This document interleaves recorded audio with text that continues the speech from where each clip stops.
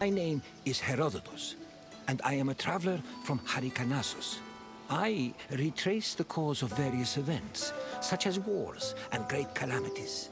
I describe what I see and record what I'm told, all with the aim of providing a better understanding of why these things occur. Look for me to introduce you to many sites. Delphi is an amazing place to visit if you're looking for information.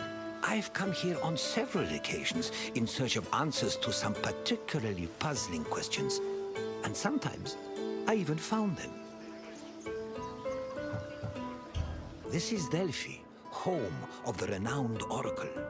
Greeks considered it the navel of the world. Pilgrims and kings journeyed here from all over Greece and beyond, seeking advice from Apollo through the voice of his interpreter, Pythia.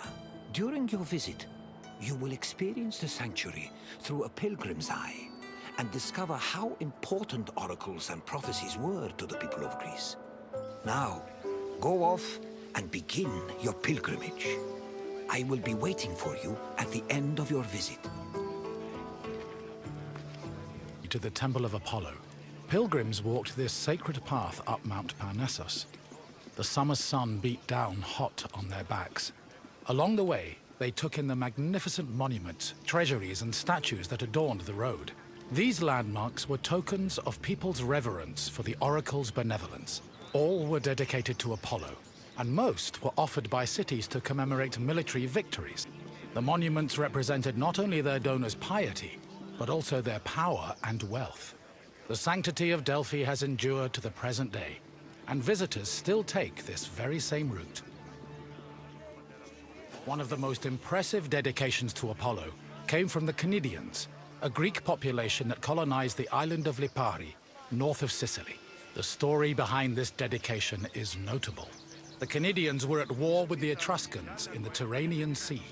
Seeking a good omen, the Cnidians consulted the Oracle, and following her advice, they successfully captured 20 enemy ships. To thank Apollo, they offered the god the same number of statues as ships seized. Next to the Naxian Sphinx stood a simple structure to display offerings from the Athenians, most of which were spoils of war. In particular, these offerings, called ex-votos, were prows of sunken Persian ships. The Athenians built the portico after their naval victory over the Persians in 478 BCE. Once arriving before the temple, pilgrims wishing to consult the oracle had to first pay a tax. This tax gave them the initial right to approach the altar of Apollo and make an animal sacrifice to the god. But before proceeding to the Pythia, the preliminary ritual had to succeed. If the animal reacted favorably and showed signs of acceptance to the god, it was sacrificed, and the pilgrim would be allowed to enter the temple to question the Pythia. At last, we arrive at the Temple of Apollo, where the oracle relayed her prophecies. The temple was the final destination of those seeking an audience with the Pythia, and its appearance matched the majesty of its purpose. Atop its imposing columns, the structure's pediments displayed famous mythological scenes, sculpted by the renowned Greek artist Antenor. But as grand as the temple looked from the outside, it paled in comparison with what happened within.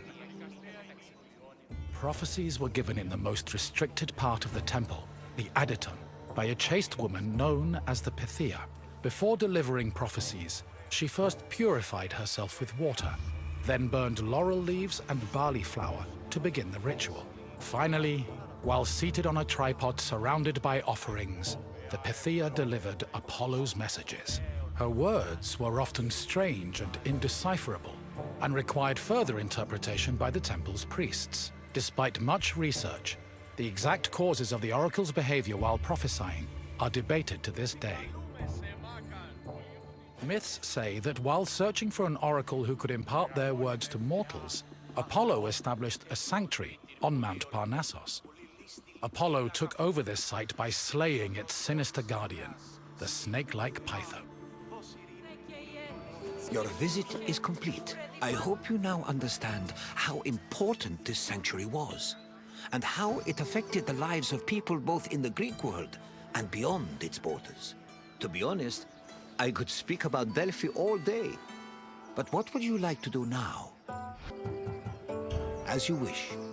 It has been a pleasure sharing Delphi with you.